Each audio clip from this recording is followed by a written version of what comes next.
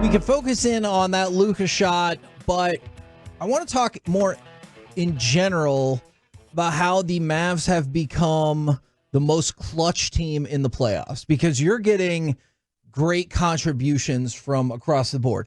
Clearly, the Luka one jumps to mind because that shot was freaking amazing. But Minnesota has led in every fourth quarter in this series at some point, and yet they're down 3-0. In game one, they led by as many as 5 points in the fourth, and they were up with 2 minutes to go. Game two, led by as many as 7 points in the fourth quarter, and clearly they were up as late as with 4 seconds to go.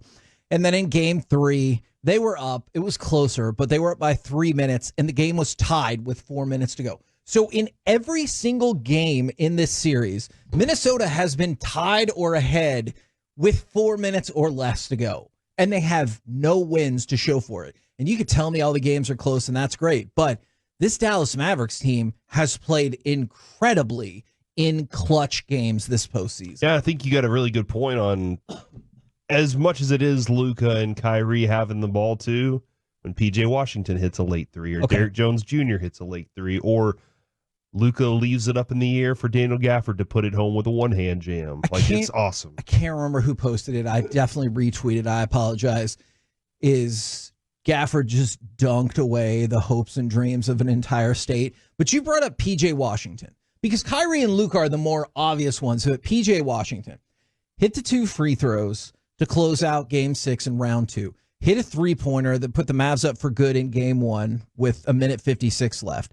Hit the three-pointer that put the Mavs up for good in game 3 with 3:38 to go. Wedged in between there was the iconic Luka shot that it feels like it's going to live for a really long time, if not forever, in Mavs lore. This is a team that is now 6-2 in clutch games in the postseason, which is the most wins in the NBA.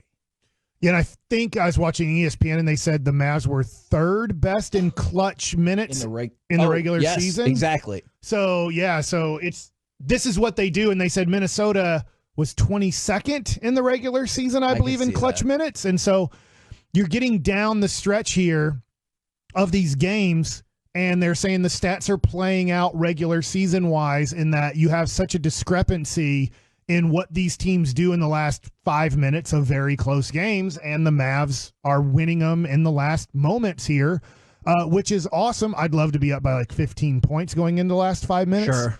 I think that's going to be very tough to do tonight. But the Mavs have relied on their 2 superstars to make big plays. I'll just say plays. They've made big baskets, and then to Corey's point, they've made big plays, whether it's the lefty, pass to Daniel Gafford, whether it's Kyrie Irving passing up the wing 3 for the corner 3 to PJ Washington, and he's made those big shots.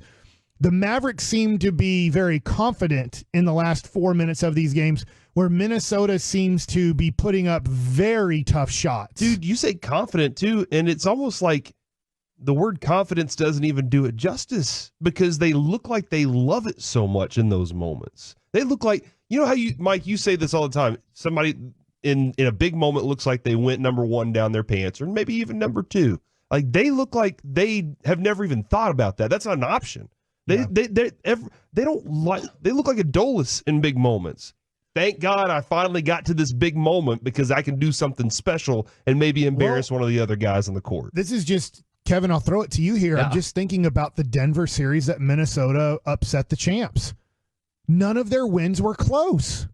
They were all blowouts. It's really funny. So they never had to beat Denver the last 2 minutes of a game or 5 minutes of a game, because they were blowing them out. You're definitely right. It's really funny. I remember going into Game 7, there was people floating around saying the spread was, I don't know, like 5 points. And they're like, no.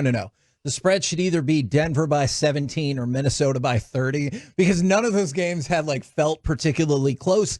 And for the Mavs, I know we said outside of Kyrie and Luka, but that's why I just wanted to spread the love a little bit around, because as you can guess, Kyrie and Luka have been incredible down the stretch for the Dallas Mavericks. You talked about the lob for Gafford that turned into a dunk.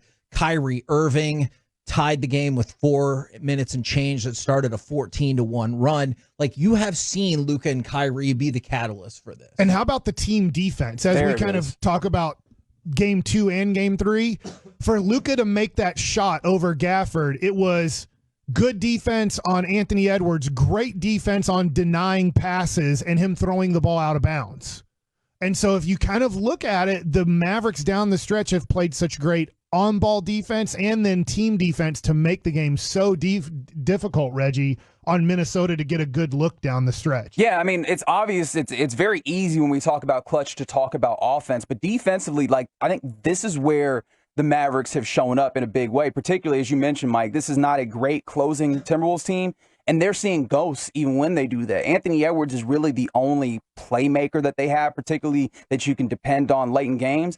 And even when he's able to find seams and attack them, the ghosts of the bigs that are constantly down there make him, smoke a layup in game 3 there, because he knows that there's going to be contest even when he goes up, right? Like, you can see the ways in which Karl-Anthony Towns is willing to, settle for a 3 because he's not willing to try and, contend with PJ Washington. PJ's, poking the ball out when he tries to be aggressive and post up. Like, the defense really forced Minnesota into their worst versions of themselves, and their best versions of themselves already wasn't in a good place. I think that's a great point to talk about as well when you talk about the closing of these games.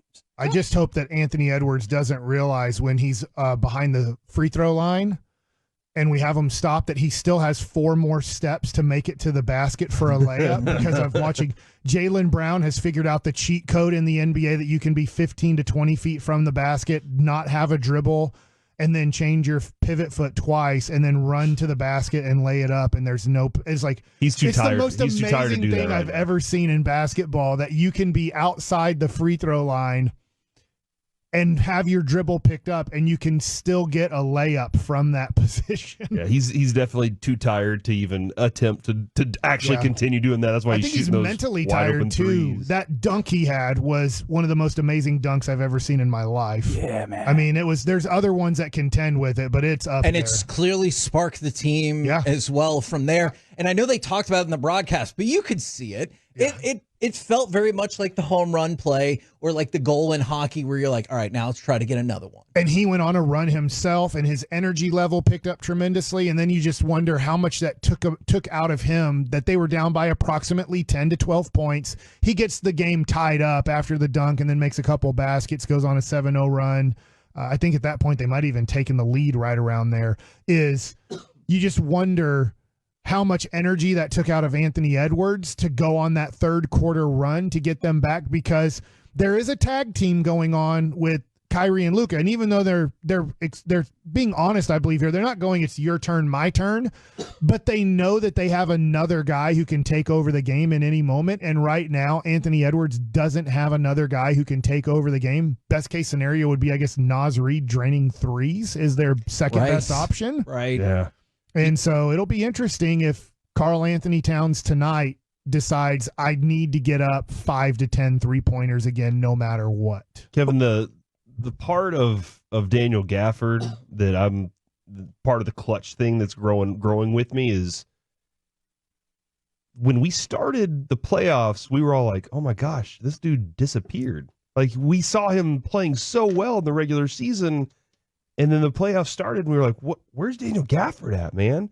He's grown through this playoff run tremendously. And I think that's like Reggie just said, with the defensive side of it. And then how terrified are guys like Rudy Gobert and guys that are playing down low that I have to step out and do something to Luka. Yes. And then I'm going to get dunked on over my back because they tried everything against Luka. Every single defensive thing you could throw at him. And Luka figures it out, man. I wanted to throw this out there since you were talking about this with Gafford. I realize he's not the one making decisions about the rotations and everything, but I do think there's something to be said about growth and maturity when maybe you see the other person in lively. Yeah. I'm not saying they're directly competing. They work as a unit, but they're kind of competing a little bit competitive. Where he takes a step back and he's like, dude, he's on fire right now. Like, let Lively keep going.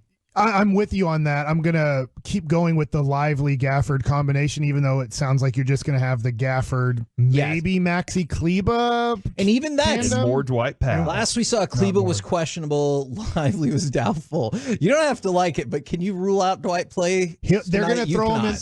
They're going to have to throw him in the game and die with him for those 5 minutes and just hope that they. Hey, he was +1, Mike. Yeah, I know. I have no clue how he's +1. He's trying his best. I mean, look, I give him all the credit. He is trying his best. And I will say this. His game has deteriorated. 5 years ago, he was better than this. But he looks like he runs stiff now. He can't jump anymore. You see how different this team is when you have two legitimate centers like Lively and Gafford out on the court. It's completely different. But I forget where I was going there. But Gafford. You're talking about Lively and Gafford combination. Yeah, Gafford hopefully can stay out of foul trouble tonight.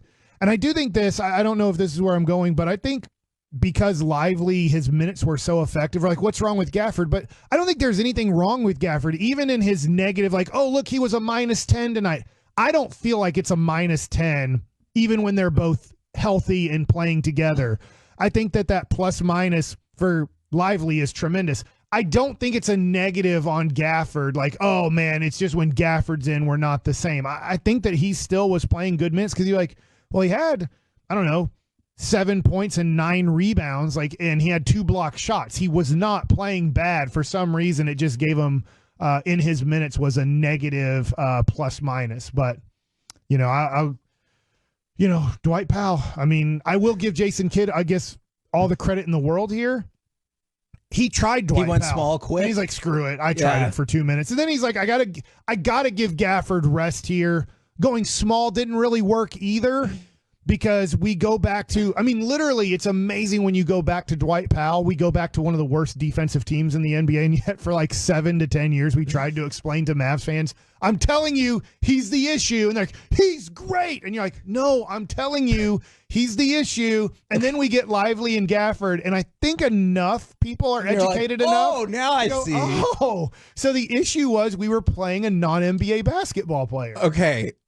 Depending on how the game goes tonight, I kind of want to do a segment for tomorrow. And I'm not saying you're wrong at all, Mike, but who is the athlete that you dislike no matter what? Like, you will find a way no matter what to be like, that was bad. I'm not saying that that's always the case with Dwight Powell, but how about though Jason Kidd quickly noticing Dwight Powell and then going, you know what? I'm going to go with the 21-year-old Jaden Hardy. Yeah, I'm going to not play the 30-year-old, $18 to $17 million player in Tim Hardaway Jr. I'm going to go with the 21-year-old Jaden Hardy. Like, the decisions Jason Kidd has made throughout this playoff run have been tough decisions at times, and they've been the right decision. So I know Bochy ended up winning the championship, and that will be what Jason Kidd is. His career is dependent on is winning the championship. But he is making Bruce Bochy moves right now, and they are working. Yeah.